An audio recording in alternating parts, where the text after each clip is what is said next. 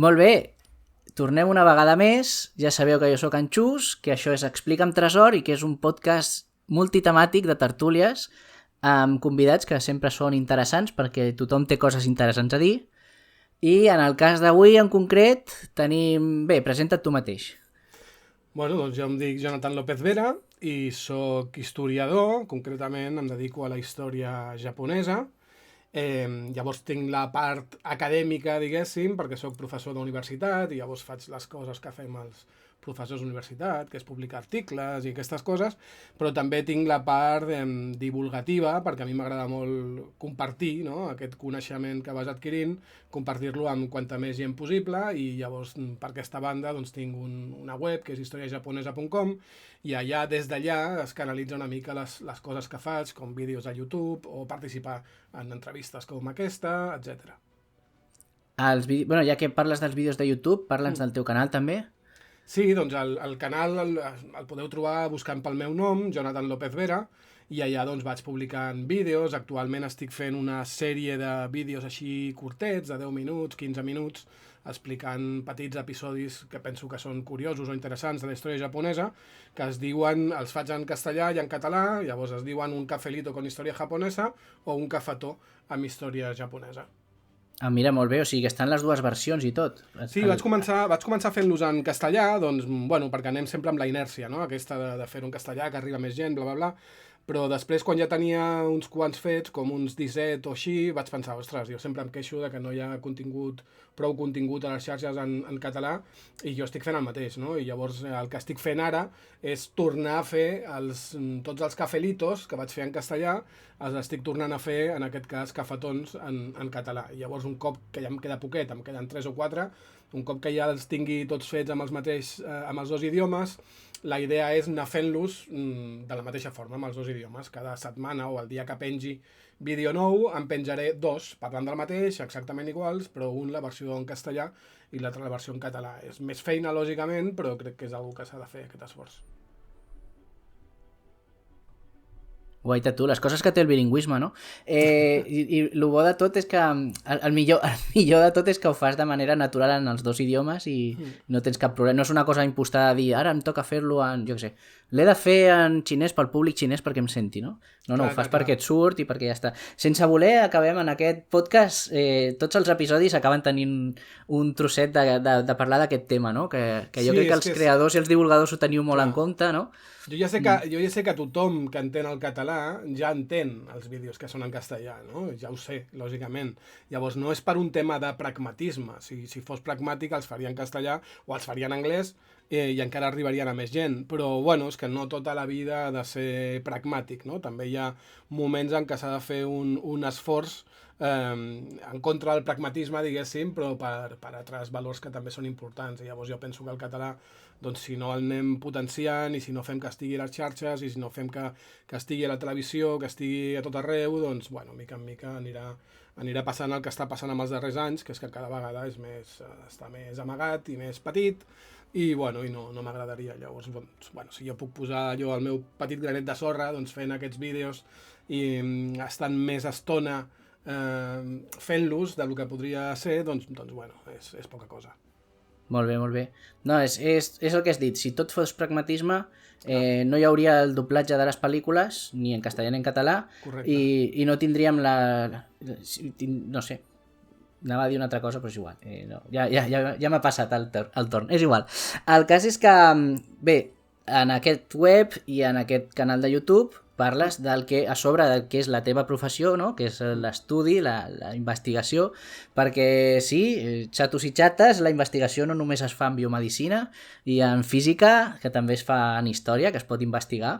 Correcte. I que és una cosa que ha sortit en els últims episodis, tant en aquest com en la versió, com parlàvem abans, no? La versió en castellà d'aquest podcast que es Cuenta Hermosura, que té altres convidats i té altres escenaris, però al final hi ha llocs comuns que surten, que és que la història no està escrita en pedra, o bé, sí, al començament en pedra, després en cera, després en fusta, però bueno, el cas és que no és una cosa fixa, sinó que els investigadors l'aneu modelant amb les coses que aneu trobant dia a dia, no?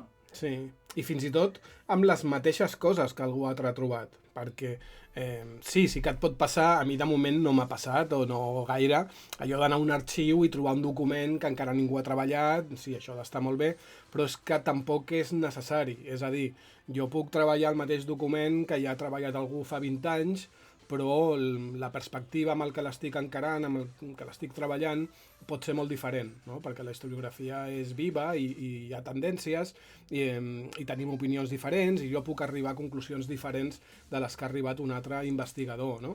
Però sí que és veritat, nosaltres al final treballem amb documents. Jo quan la gent diu, els historiadors treballeu amb el passat, no treballem amb el passat no existeix i a no ser que tinguem un DeLorean i puguem anar, en el meu cas, al segle XVI japonès, doncs jo no puc treballar amb el passat. Jo treballo amb els documents o les coses que queden del passat, no?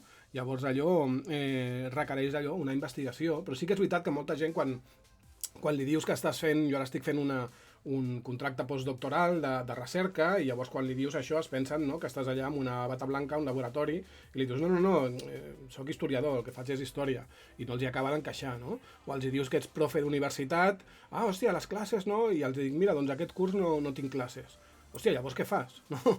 Com si la feina... T'asseus allà a llegir el diari, no? Com si la feina de professor d'universitat fos una mica com la de mestre d'escola o d'institut, que realment és docència, no?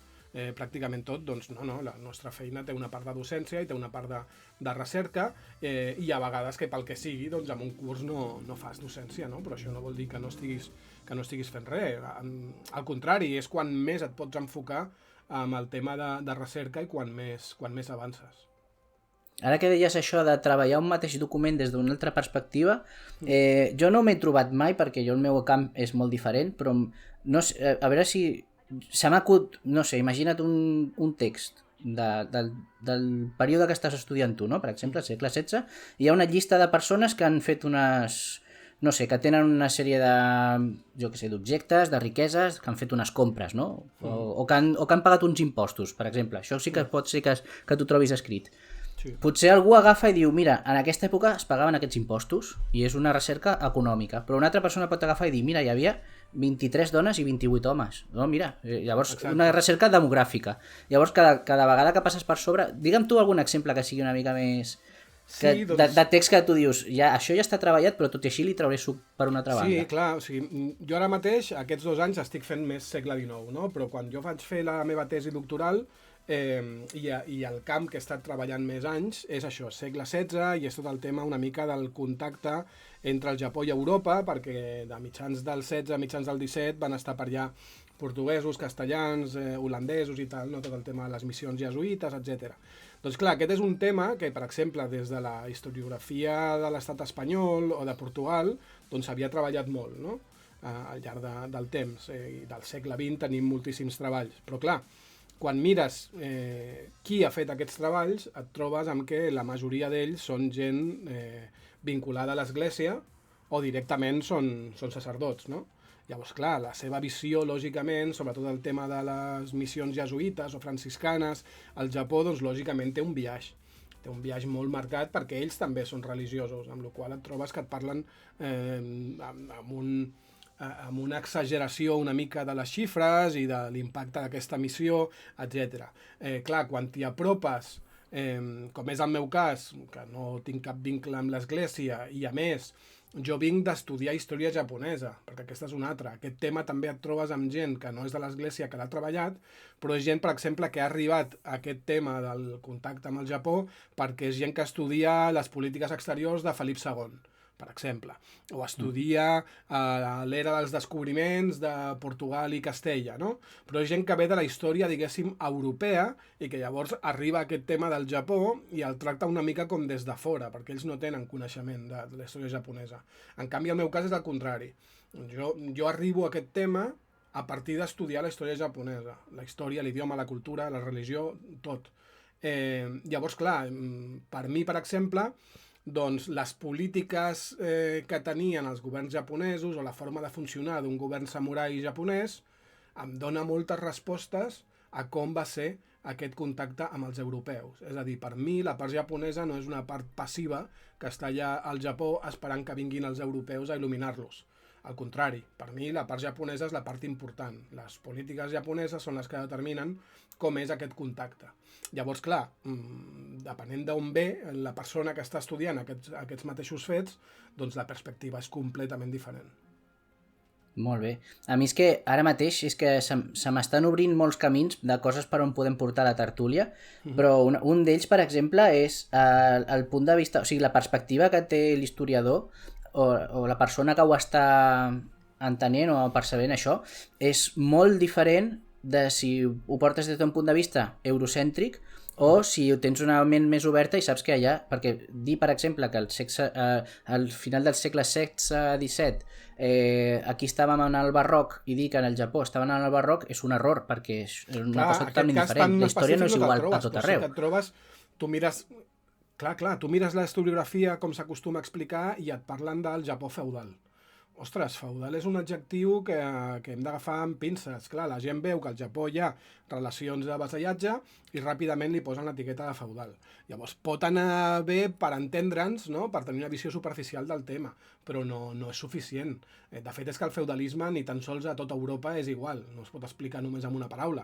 Així que quan te l'emportes al Japó i anem amb aquesta mania, no? De tenir les nostres categories, medieval, feudal, clàssic, antic, i llavors anar pel món i anar-nos trobant amb altres realitats molt diferents de l'europea, però en canvi no canviem aquestes denominacions, no? I anem com amb unes caixetes que portem fetes a mida europea i llavors intentem agafar aquella realitat nova que no té res a veure i fer-la entrar sí o sí en aquelles caixetes, no? Llavors et trobes amb coses així. Però sí, l'eurocentrisme és una de les grans enfermetats o tares de la nostra acadèmia, absolutament. És una cosa que hem de fugir. I jo que vinc del món una mica dels estudis d'àrea, no? Perquè jo la carrera que vaig estudiar va ser estudis d'Àsia Oriental, està molt bé que per fi tinguem carreres d'aquest tipus, que es pugui estudiar, però aquest és només el primer pas.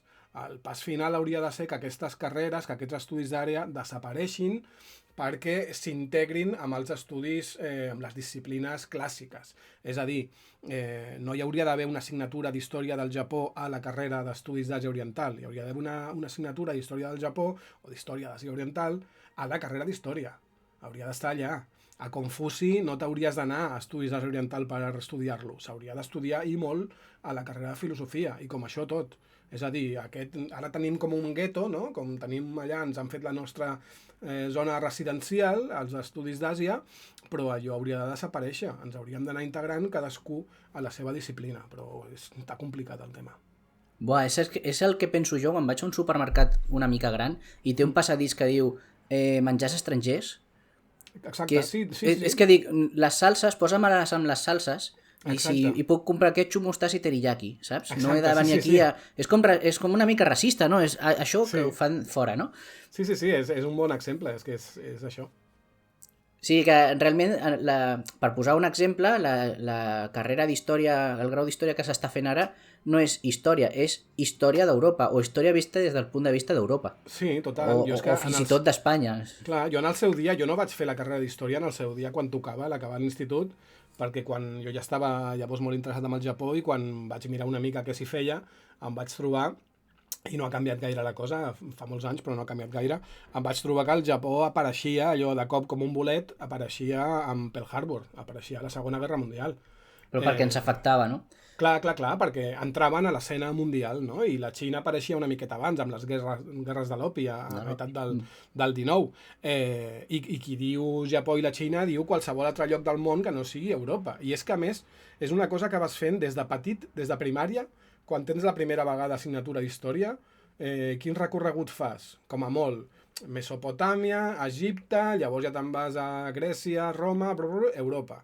La tornes a fer, aquesta assignatura la fas, no ho sé, quan es fa tercera de primària, i ja cinquè, que tornes a tenir història, Mesopotàmia, Egipte, i així fins al final. I és com prou ja de història d'Europa, hi ha altres realitats. Què s'estava fent a Amèrica abans que arribés Colón? Què s'estava fent a Austràlia? Què s'estava fent a la Xina? A més, el cas d'Àsia és flagrant, perquè realment el país més important en molts conceptes culturals, econòmics, al llarg de pràcticament tota la història ha estat la Xina.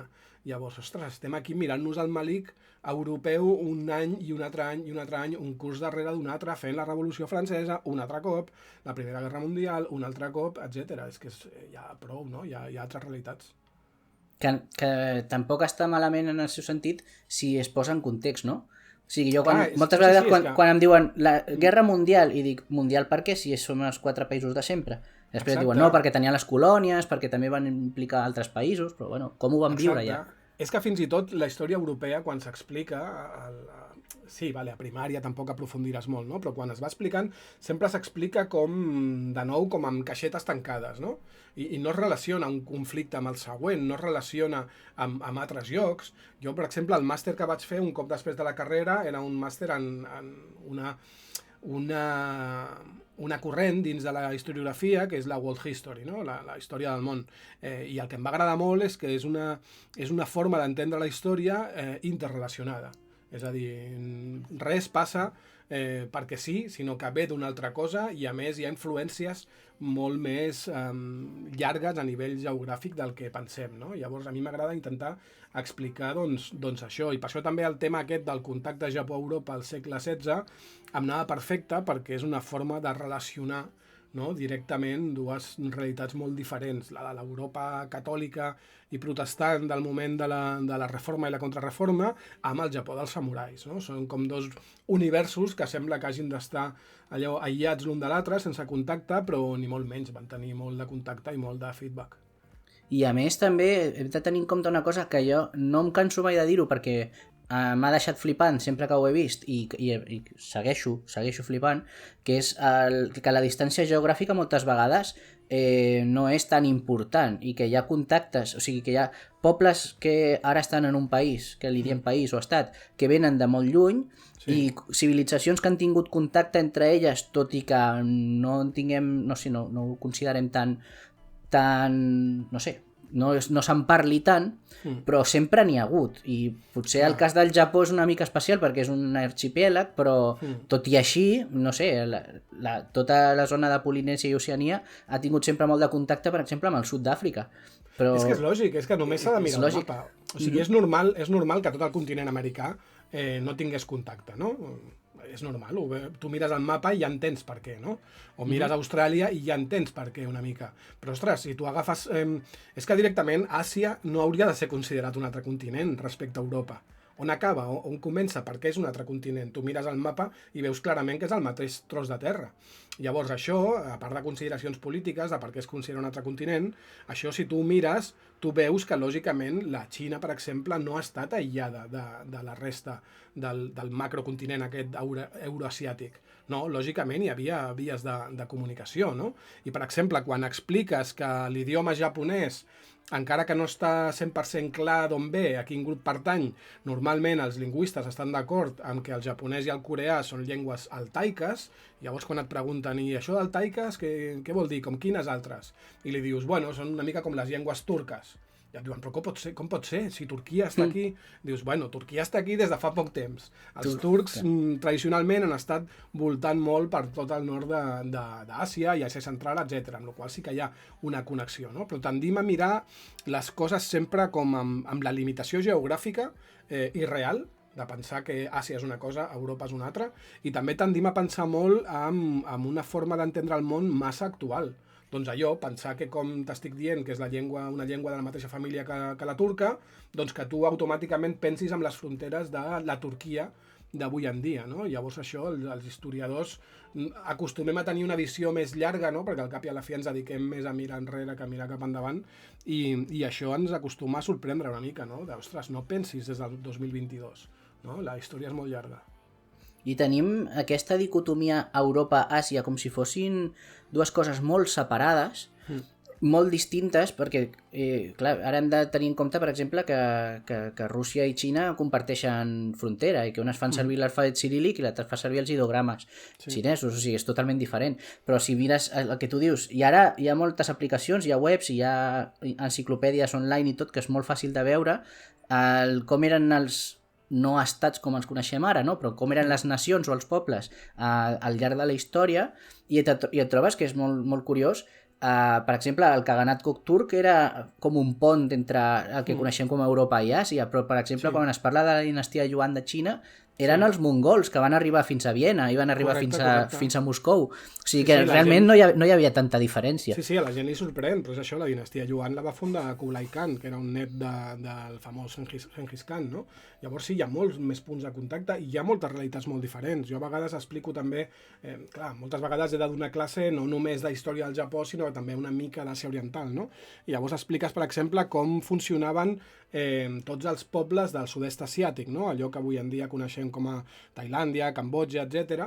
I els expliques que ja els grups no tenien unes fronteres definides, sinó que tenien una cosa que es deia, o se li acostuma a dir mandala, que era com unes àrees d'influència, no? d'una determinada ciutat, un determinat regne, i que es solapaven i que no hi havia fronteres determinades com avui en dia, no? I la gent al·lucina perquè ens sembla una mica com que hi ha coses del comportament humà que han de ser com universals, no? Com pot ser que no hi haguessin fronteres definides, a partir d'aquí és teu, a partir d'aquí és meu? Doncs no, perquè el món és molt gran, la humanitat és molt gran i s'han decidit diferents formes d'organitzar-se que es van unificant, perquè al final, a base de guerres i de conquerir, es va imposant un model sobre els altres, però s'ha de tenir la ment una miqueta més oberta per encabir-hi realitats molt diferents a la nostra. Clar, i si aquestes realitats intentes etiquetar-les o anomenar-les amb les nostres, estàs perdent informació. Totalment. Jo sempre poso un exemple, jo sóc molt passat, sempre a les classes i als vídeos aquests que faig a YouTube, som molt passat en traduir les paraules, no? En aquest cas les japoneses, veure què volen dir, no? I per què li diem així i no li diem d'una altra forma. I moltes vegades et trobes, l'exemple més bèstia que acostumo a posar, una mica còmic, és el tema d'anar a un restaurant japonès, o un d'aquests que es suposa que és japonès però que és un xinès camuflat, i llavors veure que posa okonomiyaki, i llavors et posa al costat pizza japonesa. Hòstia, cada cop que ho veig és que em poso per les parets. O sigui, per què hem d'explicar que allò és... Primer que no té res a veure amb una pizza, absolutament, només que és rodó i pla. Però ja està, si hagués de trobar un símil sempre ho dic, s'assembla molt més a una truita de patates amb verdures. La típica truita de patates que li pots posar carxofa o el que vulguis, no? S'assembla molt més al concepte. Però per què és necessari? Per què hem de dir pizza japonesa? Ostres, és un okonomiyaki. Mira la foto o mira la taula del costat que tinguin, pregunta què és i ja està. I al proper cop ja saps què és. I quan parlis amb algú li dius això és un okonomiyaki, no li diguis una pizza japonesa. Doncs acostumem moltes vegades a fer això i això moltes vegades porta problemes d'enteniment. Jo quan explico sempre la història japonesa, el paper de l'emperador, per exemple, sempre és molt confús per la gent. Per què? Perquè algú va traduir tenno, la paraula japonesa la va traduir com emperador, i emperador per nosaltres, com a europeus, doncs té un significat molt concret, molt bèl·lic, diguéssim, d'imposició, i en canvi el significat original de tenno és una cosa molt més espiritual o religiosa, no? Llavors per això sorprèn, i com és que l'emperador no manava si era emperador? Bueno, doncs que realment no és emperador, és una altra cosa. Clar, és una adaptació, no?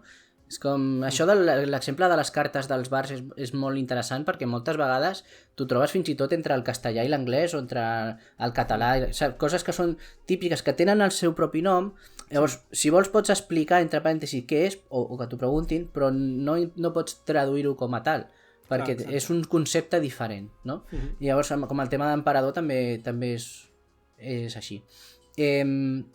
Tenim també moltes vegades, fins i tot, confusió entre, tu ho has dit ja, entre el que és el dia d'avui i l'antiguitat o o més anterior a nosaltres, potser, que és fins i tot, jo què sé, el tema de les fronteres a la nostra edat mitja, que li diem així perquè està entre dos períodes que també eren diferents, o sigui que no sé per què, però bueno, ja ho parlarem algun dia això.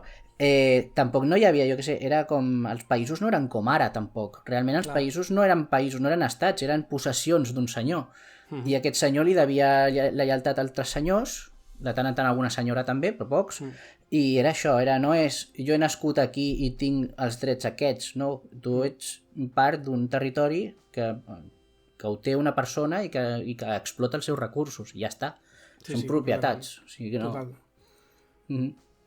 En el cas concret del Japó, ja hem fet una mica d'introducció, no? Tot això ho fas normalment quan comences un curs? D'intentar canviar el vidre pel que miren els alumnes? Sí, ho intento. Normalment la primera classe acostumo a voler saber, també depèn de com de gran sigui el grup, no? de gent que tens, però mirar una mica a veure què és el que la gent coneix del Japó, què és el que creu conèixer o pensa que coneix, i trencar una mica d'estereotips, no? També perquè en això jo em fixo molt amb qui va ser el meu professor de pensament clàssic xinès, perquè a la carrera, perquè ell el primer dia ja ho va intentar, això, no? I ens va intentar trencar una mica i que intentéssim no pensar en la nostra forma de veure el món. I me'n recordo, i és un exemple que moltes vegades els poso als alumnes, que ell ens va dir, si haguéssiu d'assenyalar en quina direcció, cap endavant, cap endarrere, cap a l'esquerra, cap a la dreta, està el futur, i en quina direcció està el passat, què em diríeu? Llavors tothom a la classe hi érem com un 100, no sé, què em diries tu? Què em diries? Clar, on està el futur? Sempre penso en que el futur està cap endavant, segons jo miro, o que si ho he d'escriure està cap a la dreta, no? Sí, perquè és com avances, no? A l'escriure cap a la dreta. Exacte. Sí, però així com a persona dius el futur està cap al davant, no? I si et pregunto per què, segurament em diràs que, perquè vas caminant cap al futur, no? Vas caminant cap al davant. Llavors aquest professor ens deia, doncs, quan jo era jove, era ja un home gran, quan jo era jove i anava a la Xina, i no estava la Xina tan occidentalitzada com ara mateix, que probablement em dirien el mateix que vosaltres, no? Que el futur està cap al davant, la gent allà sempre et deia, si feies aquesta pregunta, que el futur estava cap enrere, no? I llavors, clar, tu pots pensar, hòstia, aquests xinesos estan bojos, no? No té sentit. Però llavors ells t'ho explicaven. No, el futur està cap enrere i tu vas caminant d'esquenes, perquè tu vas caminant cap a un futur que no pots veure i allò que veus és el passat que vas deixant enrere, no? Clar. Llavors, clar, t'ho diuen així i dius, hòstia, és encara més lògic, és molt més lògic que el que jo fins fa 20 segons pensava que era lògica aplastant, no? Que és que el futur està al davant perquè hi vas caminant cap allà. Sí, vas caminant però d'esquenes. El futur el tens al darrere i no el veus. Doncs això, aquesta petita anècdota, que com diuen, si no ne vero ben trovato, o sigui, potser no és ni veritat, que ell ho preguntava això a la Xina, però ens va servir, o almenys a mi em va servir molt, el primer dia pràcticament de l'assignatura, per, intentar oblidar-me de que hi ha universals, no? De que hi ha coses que són bones, que són dolentes, que són blanques, que són negres, perquè així és com ho he vist jo tota la meva vida. Doncs no, el que és correcte i el que és incorrecte, no? Exacte. S'ha d'intentar aproximar-te a realitats diferents a la teva, intentant ser un full en blanc, o el més blanc possible, no? Per aprendre coses sense jutjar-les o intentar entendre-les abans de temps sota els teus paràmetres.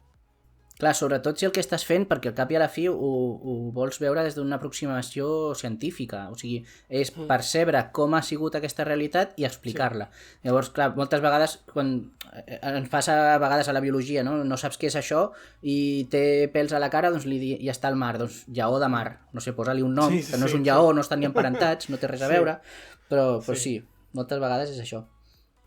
Doncs mireu, escoltants, aquí hi ha hagut una petita introducció a una classe d'un professor d'universitat en aquest sector que domina bastant i aquí la teniu de franc, o sigui, aprofiteu-la.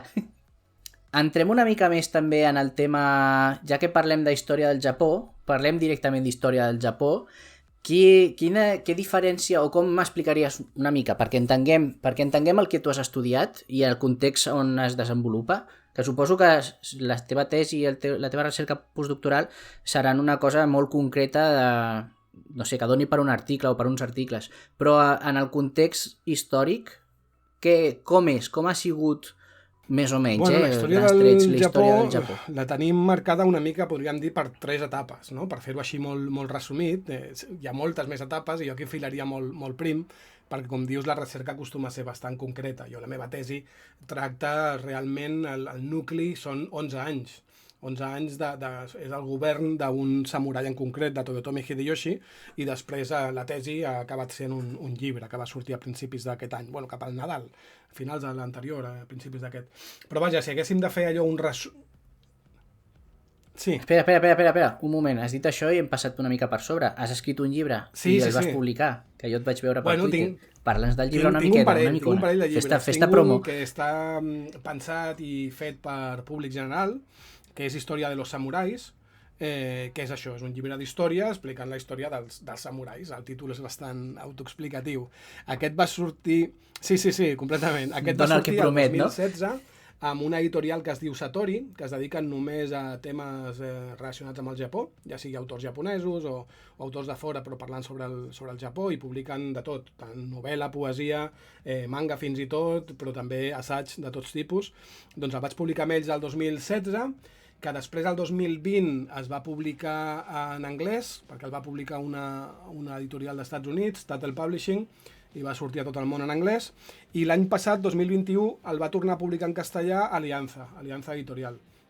Llavors està aquest llibre per aquesta banda, que estem treballant en la versió en català, tan aviat es pugui, i després, ja et dic, aquest està pensat per públic general. I després el que va passar, és que la tesi doctoral, sempre, un cop que ja la tens i que ets doctor, doncs la tesi aquesta normalment es converteix en una sèrie d'articles per publicar a revistes acadèmiques o es converteix en un llibre. Jo la meva intenció des del principi era que fos un llibre, perquè jo no sóc gaire amic dels articles de revistes acadèmiques.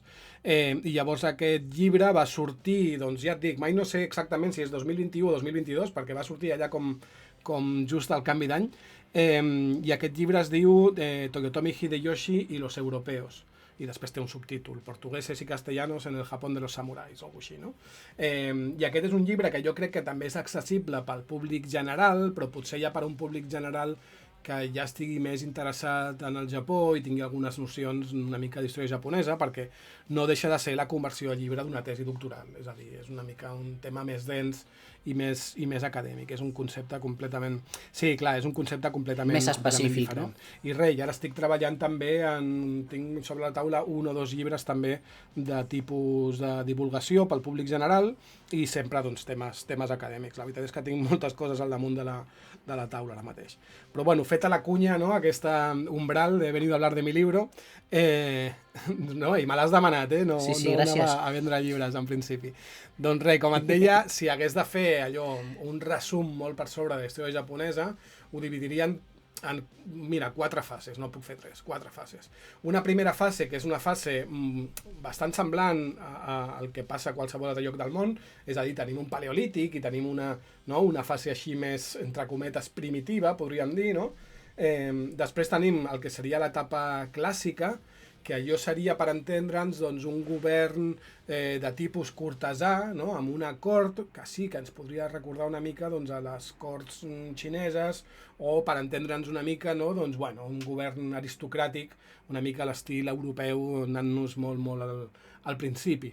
Després tindríem tota l'etapa de govern samurai, que aniria de finals del segle XII fins a finals del segle XIX, uns 7 segles, amb moltes diferències entre el segle XII i el segle XIX, lògicament, però bueno, un govern caracteritzat per ser un govern militar, un govern samurai, i llavors a finals del XIX Japó entra una mica en la modernitat a l'estil europeu, a l'estil occidental, no? I llavors tenim ja doncs, que hi ha una monarquia parlamentària, constitució, partits, etc, i dintre de tot aquest període, que aniria de finals del XIX fins a avui, doncs clar, lògicament pel mig tenim aquella deriva militarista i filofeixista japonesa que tots coneixem fins al final de la Segona Guerra Mundial, i després la fase post-Segona Guerra Mundial, que és un Japó doncs, molt més amistós, podríem dir, segueix sent un país molt occidentalitzat en molts sentits, però bueno, una mica tot el planeta, per desgràcia, es va occidentalitzant, fins al Japó que tenim avui en dia, on quan hi anem encara trobem coses d'aquí que no ens sorprenen, que són com les nostres, i coses molt, molt diferents. Sí, que tindríem aquesta evolució on li podríem posar... M'agrada que has intentat fer servir descripcions en comptes de Sí. conceptes, perquè potser, clar, aquí Mm. coneixem la monarquia, però quan tu has dit un Sí. govern cortesà, potser no ens estem referint a una persona, que segur Clar, que l'emperador n'hi ja hauria, estava. no? Una L'emperador ja estava. El persona que que passa és que agafa... l'emperador Sí, sí, no manava, no era una monarquia absolutista, podríem dir, ni molt menys. Es suposava que manava l'emperador, però realment qui movia els fils de tot doncs eren famílies cortesanes, no? Depenent de l'època, hi ha hagut 2 o 3 així importants, que eren les que realment movien tots els fils de la cort i acabaven decidint-ho tot, sempre en nom de l'emperador, però sense consultar-li a l'emperador. és com el que diríem una Sí, mena de completament. noblesa o Seria una aristocràcia, noblesa, no? una aristocràcia que va seguir existint després, tota l'època de govern samurai, aquella noblesa i aristocràcia va seguir estant allà, el que passa és que estaven dedicats a la seva vida contemplativa i ociosa i no decidien a nivell polític i en part ja els hi anava bé. O sigui, tenien la part bona de ser la cort, que és que no fotien res, i estaven tot el dia fent poesies i quadres i de pintura i tal, i no havien de ficar-se amb saraos de governar. Que m'agrada molt que has dit el tema de la monarquia absoluta i tal. Porto diversos dies donant-li voltes en diferents textos que em trobo o en vídeos que veig, i és una cosa que se'n parla poc, i és que quan es parla de l'absolutisme, és un incís, quan es parla a Europa de l'absolutisme, i deia, no, és que, clar, hi havia el poder absolut, el rei tenia el poder absolut, no hi havia una democràcia, i no és que el rei manés sobre tot el poble, sinó que el rei manava més que els nobles. O sigui, quan es parla de monarquia absoluta, clar que abans tampoc hi havia democràcia i després tampoc, però no és respecte del poble, sinó respecte de la camarilla de nobles que tinguessin, que jo crec que és el que caracteritza a Europa la transició a l'edat moderna, que en diem, no? Que hi havia, si tu veus, jo què sé, llegeixes a Espanya la història que hi havia dels reis catòlics, el que es caracteritzen és perquè li van treure, no?, competències als Sí, nobles correcte, per quedar-se-les sí. ells. Que és Al aquesta final, des del transició punt a de vista del l'absolutisme. poble, poca diferència hi havia entre que els estés mangonejant Exacte. el senyor regional de torn o que ho fessin els reis des d'una mica més lluny. O sigui que tindríem com aquests paral·lelismes, no?, entre la història d'Europa i del Japó, que és una mica també la història una reflexió que faig, la història Sí, de l'ésser humà, no? Passar de societats que comparteixen recursos a tenir una classe social Clar.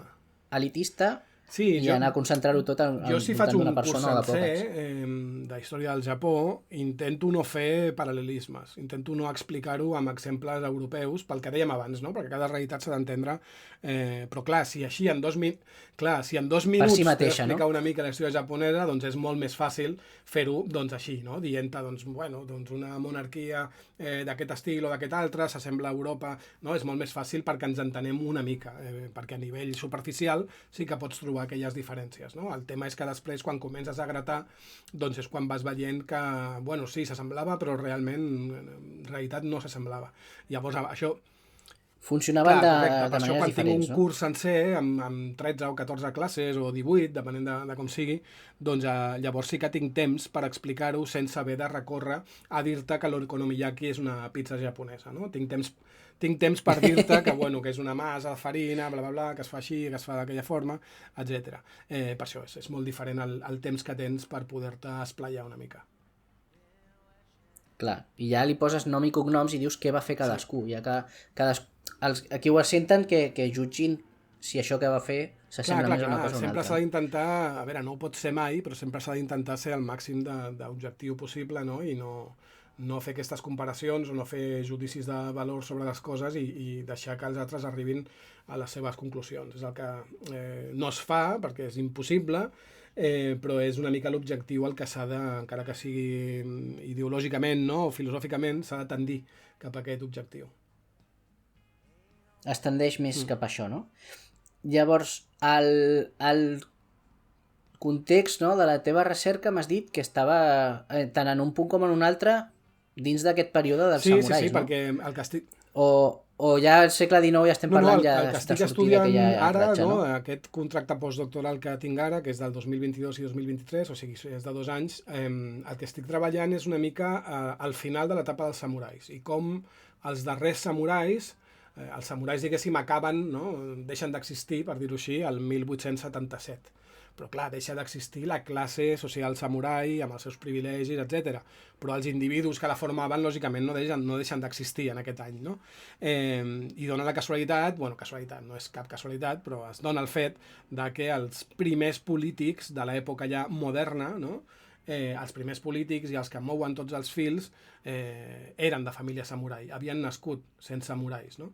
Llavors el que estic estudiant ara és com es dona aquesta transició, falsa transició, en cert sentit, entre el final de l'etapa samurai i el principi de l'etapa moderna parlamentària, no? Com dient, sí, van vendre la moto de que això era una restauració i que tot el sistema canviava, però al final eren una mica els mateixos, que ja no es deien samurais, però que continuaven manant, i veiem les seves arrels en la classe samurai i veiem que fins i tot el que passa a la Segona Guerra Mundial i després i fins avui en dia continuem trobant els mateixos cognoms, etc. Fa poc, al juliol, van assassinar qui havia estat el primer ministre del Japó, Abe Shinzo, i llavors se'n va parlar bastant i van convidar alguns mitjans, no? Al 324 i a Catalunya Ràdio i tal, i una cosa que jo els hi deia era això, no? Era que Abe Shinzo, si anem mirant la seva família, doncs veiem que el seu avi era Kishi Nobusuke, que ja havia estat primer ministre i ja havia estat ministre durant els anys del militarisme japonès, amb la qual aquí hi ha una connexió clara, i que si encara tiràvem més a dalt i miràvem de quina província eren els seus rebesavis, doncs eren els mateixos que havien fet la revolució per acabar amb el sistema samurai però continuar manant, és a dir, que aquí hi ha unes branques, no? Hi ha unes connexions directes entre el món samurai i la política actual japonesa. És a dir, continuo treballant el tema samurai i encara que treballés política actual, que no, perquè al segle XX ja sí que no el toco, procuro no tocar-lo mai, continues movent una mica amb els mateixos paràmetres. Ja no van amb dues espases i van amb corbata, però hi ha moltes coses d'aquesta ètica que continuen completament vigents. Em deixes glaçat, o sigui, una transició entre dos sistemes diferents i al final les elits segueixen sent les mateixes. L'únic canvi és que aquests samurais que van manar ja amb corbata, la majoria d'ells no eren samurais però no eren part de l'elit samurai.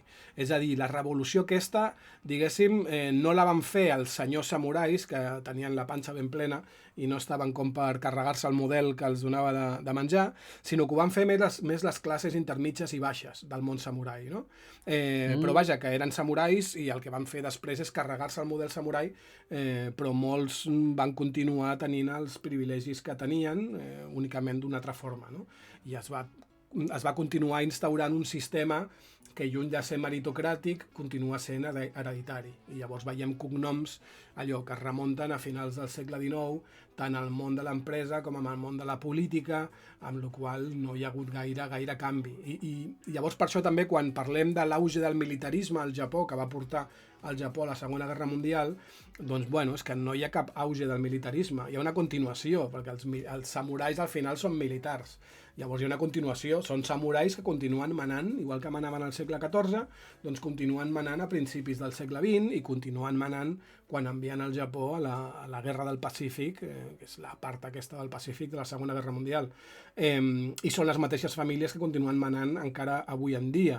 El que passa és que avui en dia no funciona aquest tipus d'imperialisme o de bel·licisme, no? Podríem dir, i llavors ho han de fer d'una altra forma, per sort, no? Lògicament, jo estic molt content que el Japó ara mateix no estigui ficat en tots els saraos que es va fotre a principis del segle XX, però vaja, que no hi ha un trencament, hi ha una continuïtat que senzillament s'adapta una mica als temps. Sí, com a curiositat, com a exemple, m'acabo de recordar d'un titular que vaig llegir fa un any o així, o un parell d'anys, i és que crec que eren les 500 o 600 fortunes més... o sigui, les persones més riques i les empreses més riques, les famílies més riques de Florència són les mateixes que fa 1000 anys. O sigui que són de la mateixa família, més o menys. O sigui que el tema del mèrit queda una mica eclipsat, sempre. Ens agrada veure aquests casos del típic home fet a si mateix, no? Va començar la gran empresa, la va començar amb un garatge, no? Sí, bueno, Sí, Clar, hi ha un quart de exacte, quilo si dels seus estem cansats pares. de veure aquests models, no? Quan parlem de Tesla, quan parlem d'Amazon, tota aquesta gent, tots aquests emprenedors... A mi ja per començar, tenir un garatge a mi ja em sembla un privilegi, no? O sigui, quan et parlen de, no, va començar... Eren dos amics i van començar amb un garatge i tal i qual. Hòstia, doncs jo no tinc garatge, no? O tinc un ara, però de lloguer, d'aquests per fotre al pàrquing al cotxe, però que no tinc una casa que tingui Sí, un sí. garatge. No, que a vegades no tens ni en el teu pis una habitació per dedicar-li a fer Clar, de taller o lògicament, de fer de... amb la del que qual, vulguis fer, sí no? que és veritat que als Estats Units el tema del preu del metre quadrat és diferent i hi ha molta gent que no té gaires diners però que viu en una casa i tenen un garatge, sí que sé que és un altre model diferent, no? Però vaja, que ens agrada molt explicar aquestes històries del típic que va començar de molt a baix, sí, però mira quin és el seu cognom i mira una mica des de quin a baix va començar ell, no? És diferent. I amb el Japó passa Una baixa molt absolutament, diferent. absolutament. Tu mires els primers ministres, que a més tens molts per mirar, perquè al Japó no duren res, i vas mirant una mica i mires qui era el seu pare, qui era el seu avi, i no et trobes gaire sorpreses. De tant en quant hi ha algú que no, que és un outsider, que no ve del món de la política, la seva família, però la majoria es remunten, són cognoms, es remunten a molt de temps enrere. Mira, molt interessant, perquè jo això tampoc no m'havia esperat.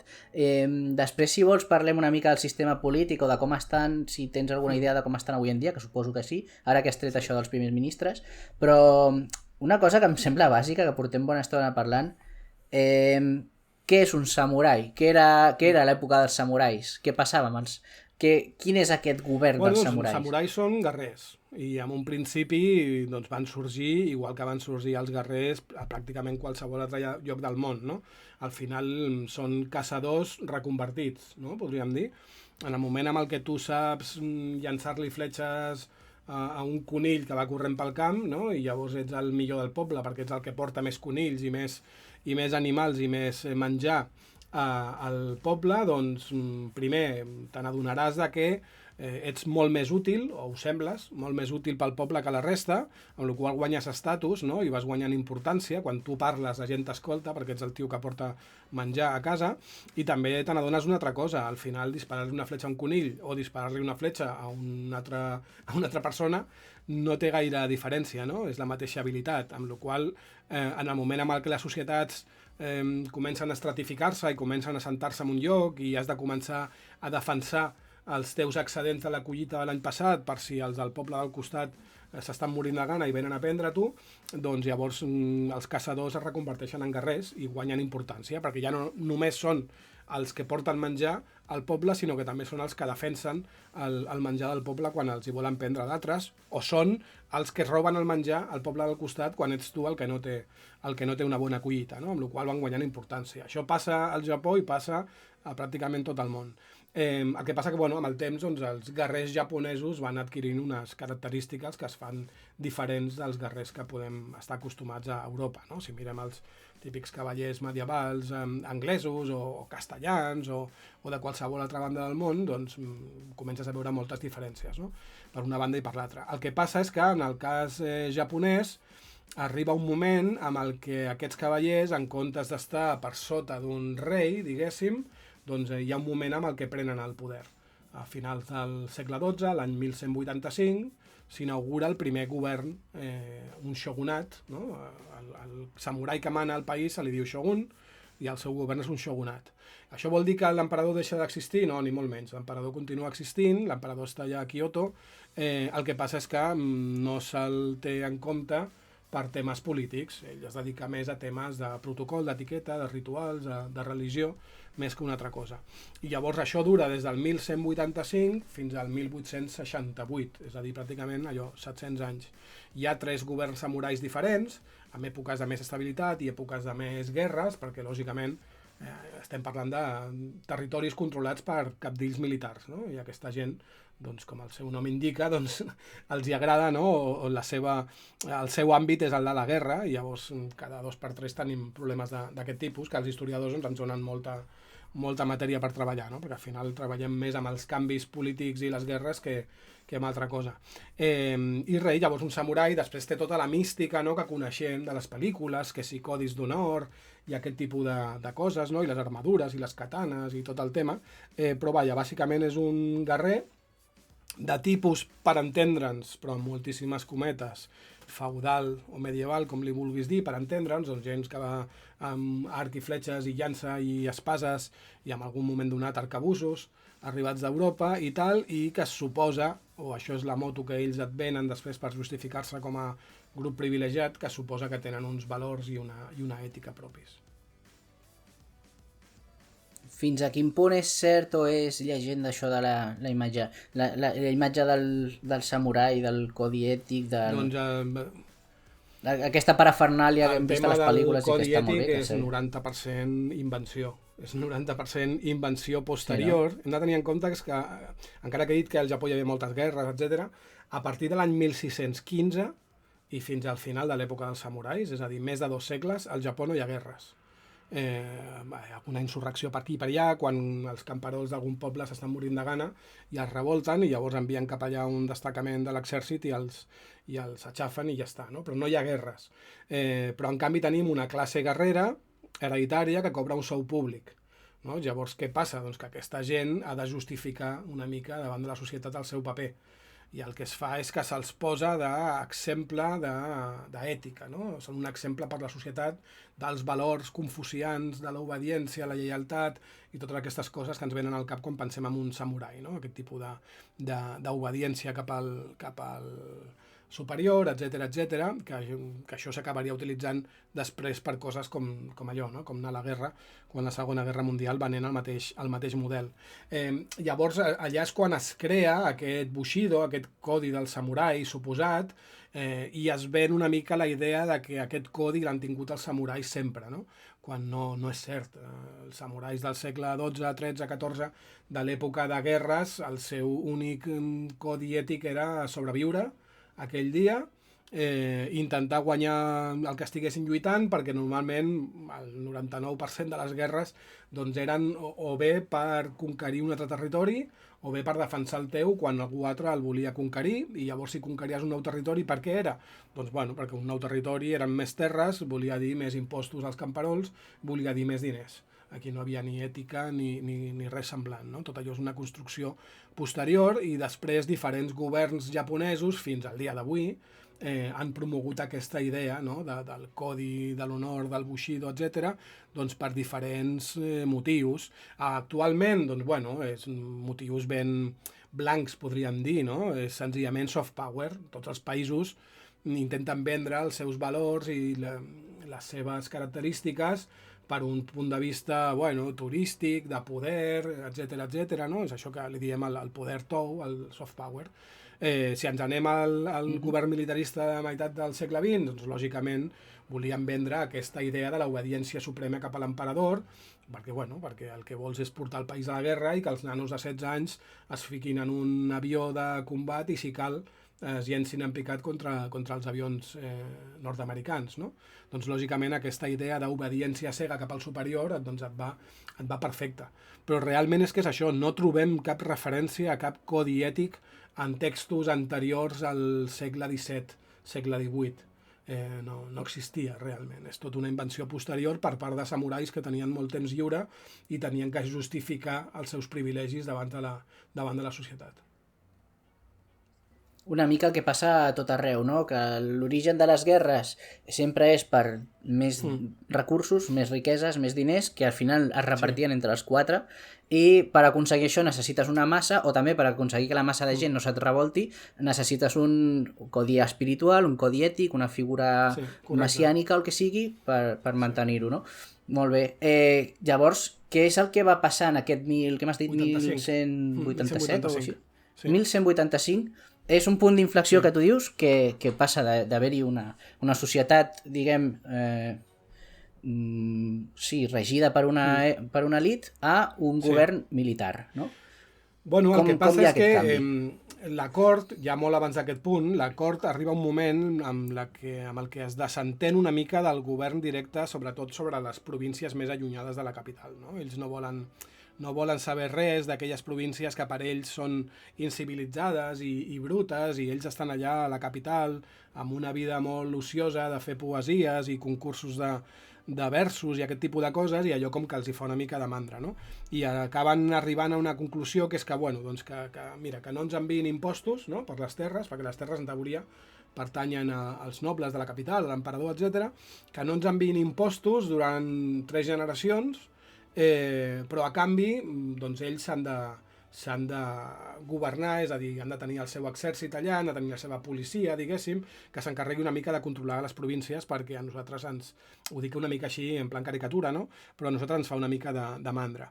Llavors el que passa és que moltes províncies allunyades de la capital hi ha uns terratinents locals que ells sí que cobren impostos als camperols, està clar. El que passa és que ja no cal que els enviïn a la capital, no? Se'ls queden ells. I llavors amb aquells diners que es queden, doncs a part d'enriquir-se, doncs es poden muntar exèrcits per mantenir també l'ordre, perquè ja no envia Kyoto, ja no envia un exèrcit imperial, sinó que has de mantenir tu l'ordre del teu territori. Doncs allò que fa, doncs, que la perifèria es comenci a enriquir i militaritzar. Quan això passa i comença a haver un desequilibri de poder i el centre comença a perdre poder enfront de la perifèria, acostuma a passar sempre el mateix, no? Acostuma a haver després un canvi i la perifèria comença també a manar. El que passa és que alguns dels samurais de les províncies, que també estaven presents a la capital, aquests clans, doncs hi ha un moment que se n'adonen que ells són els que estan al camp de batalla barallant-se entre ells en nom de grans senyors cortesans per decidir qui és el proper emperador o qui és el proper gran canciller o ministre, etc. Doncs, ostres, si hem d'estar aquí nosaltres matant-nos per veure qui mana, doncs quasi que millor manem nosaltres, no?, que a més tenim el monopoli de la força, etc. Llavors això passa entre el 1180 i 1185, hi ha una guerra, la primera gran guerra de la història samurai, que és les guerres Genpei, i qui guanya decideix que vol establir un nou tipus de govern i ni tan sols el posa a la capital, és a dir, la capital continua sent Kyoto, però ell planta el seu govern a la ciutat de Kamakura, que està bastant a prop del que avui en dia és Tòquio, i des d'allà comença a funcionar, no? I va traient competències cada cop més a la cort i ho comencen a fer ells. La cort tampoc es queixa gaire perquè ells continuen sent propietaris de moltes terres, que a més ara la productivitat creix i els hi donen més rendiment, no?, i treuen més diners, amb la qual cosa, bueno, mira, doncs tenim més diners, tenim més temps encara per dedicar-nos a les nostres coses cortesanes, d'aquí, de concursos de poesia, etc. I d'aquestes coses de manar, doncs se n'encarrega aquell militar brut i analfabet des del seu punt de vista, no?, aquell bruto, se n'encarrega i no ens hem d'encarregar nosaltres. Doncs mira, doncs genial, i per això és una transició una mica així pacífica, podríem dir. I allò, doncs bueno, es va succeint al llarg del temps amb diferents models, no?, dintre del model samurai, i va durant fins que la modernitat de tot el món, no?, clar, hem de pensar a finals del 19, l'expansió de les potències occidentals, després de la revolució industrial, etc., tenen molts excedents, volen obrir molts mercats, i no pot ser que gent com la Xina o com el Japó estiguin allà una mica passant absolutament del que passa a la resta del món, i els obliguen, forçosament els obliguen a obrir-se i els obliguen a entrar.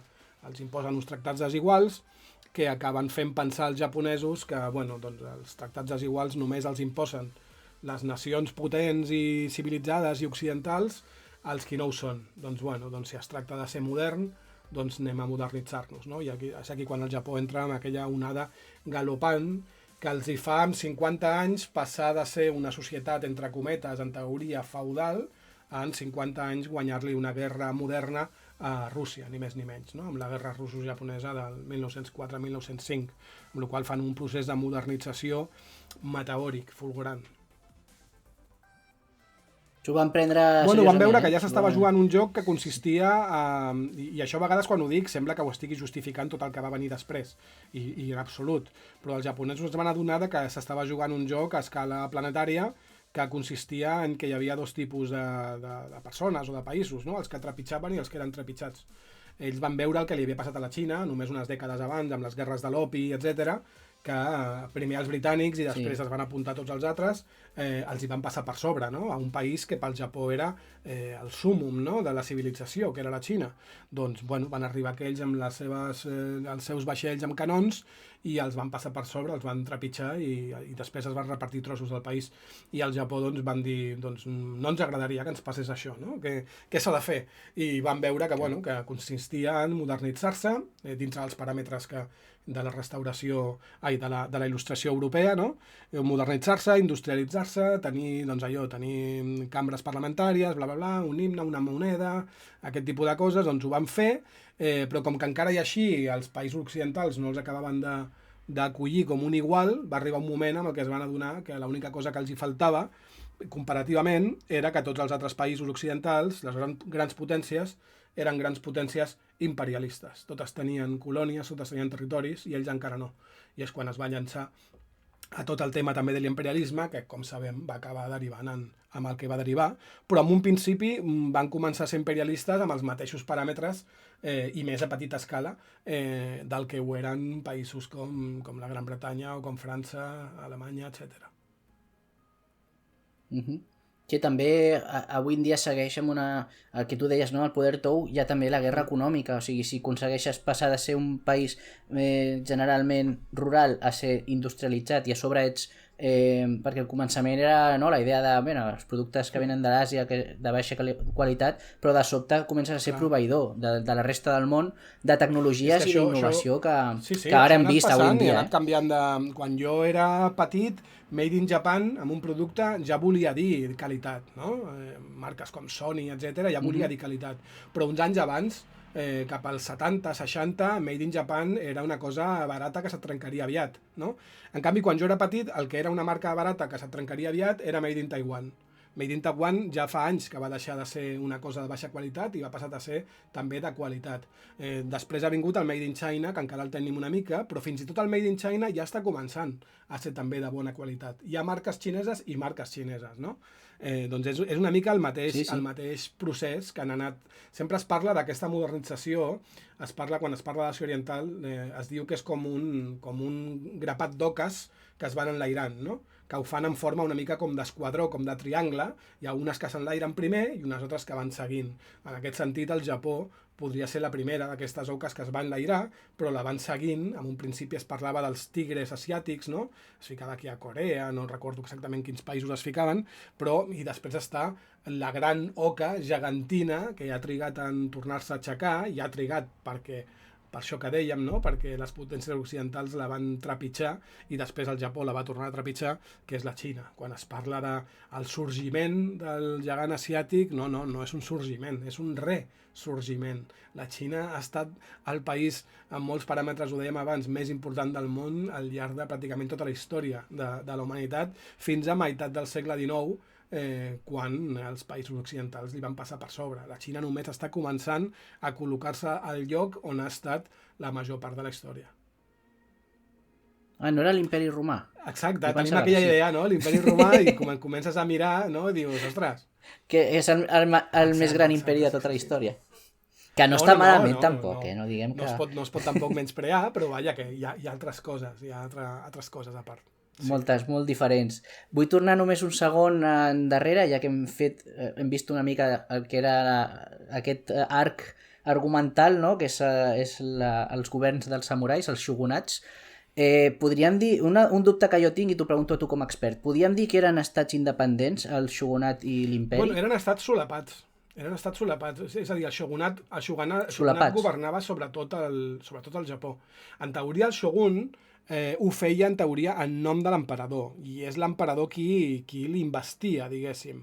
Però és que l'emperador no podia fer una altra cosa. O sigui, si algun emperador hagués atrevit a no voler investir un shogun o no estar d'acord, amb aquell emperador li hauria passat alguna cosa, algun accident, i hauríem ficat amb un altre. O sigui, Sí, l'emperador era directament una figura simbòlica, i en part per això la casa imperial japonesa ha sobreviscut tantíssim temps, perquè normalment...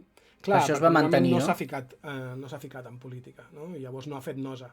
El que ha fet és donar legitimitat a aquell que dominava, perquè dominava el camp de batalla. Llavors, qui té la legitimitat de facto les armes i del poder, doncs després ve l'emperador i t'investeix, no? Et dona aquell punt de la seva legitimitat que emana dels déus, bla, bla, bla.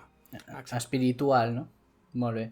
I una última cosa, com a historiador, heu tingut molts problemes a quadrar el tema de les dates i tal, perquè se seguien comptant els anys com els anys de regnat, no? Com es fa ara. A vegades... Sí, nosaltres tenim una era que és des que va néixer un fuster fins ara i ells tenien moltes eres seguides. A més, l'època que jo estudio hi ha just el canvi del calendari gregorià, no? Cap al 1582, si no recordo malament, amb la qual hi ha moltes vegades que et trobes, per sort ja existeixen alguns llibres que són com una espècie de taules, no? D'equivalències, i llavors, doncs, bueno, quan et trobes amb un document que et parlen amb el calendari lunar, etc., doncs ho pots trobar més o menys ràpid. A vegades hi ha més problemes amb els mesos que no pas amb els anys, no? Però vaja, al final t'hi acostumes i no té gaire dificultat quan tens una mica ja agafat el truquillo. Déu-n'hi-do, Déu-n'hi-do. I què va venir abans? Perquè suposo que t'has hagut de convertir en un expert. Què va venir abans? Estudiar la llengua japonesa o estudiar història? O sigui, t'has hagut d'estudiar japonès després per entendre els textos? Jo vaig estudiar japonès abans. A mi em va entrar l'interès pel Japó en general i de molt petit, cap als 13 anys, la llengua no la vaig poder començar a estudiar fins als 25, i encara que ja m'interessava molt la història, quan vaig veure que m'hi volia dedicar professionalment, ja va ser uns 5 o 7 anys més tard. Així que primer venia la llengua, que considero que és imprescindible, sigui la disciplina que sigui relacionada amb el Japó que t'hi vulguis dedicar. Molt bé, molt bé. La veritat és que a mi m'ha interessat molt, tinc moltes ganes que algun dia tornem i seguim parlant d'això o d'altres temes també. I no sé tu si t'has trobat... Sí, molt, la veritat. I a més, normalment quan em fan entrevistes acostumen a caure quasi sempre les mateixes preguntes, però avui ens hem mogut per uns altres paràmetres i la veritat és que m'ha agradat molt. Doncs me n'alegro. Espero que ens podem tornar a veure, Jonathan, i si vols fer promo del que sigui o recordar del que sigui, ja he parlat una mica de la web, no? Que és historiajaponesa.com, que és bastant un títol molt fàcil i molt descriptiu, i també he parlat una mica dels llibres, i és més, a la web tenen molta informació sobre els llibres i sobre el canal de YouTube i aquest tipus de coses. I tinc dos webs, jonathanlopezvera.com, que és més personal de currículum, diguéssim, i la que és més de divulgació, que potser és més interessant per qui ens estigui escoltant, és historiajaponesa.com. Perfecte, ho posaré a les notes de l'episodi. Moltíssimes gràcies, Jonathan, per venir aquí a Explica amb Tresor. I t'espero sempre.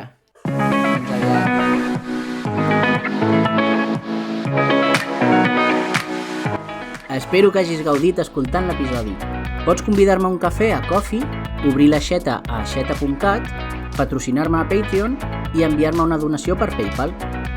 Trobaràs els mitjans de contacte i els enllaços a la descripció de l'episodi. Fins la propera!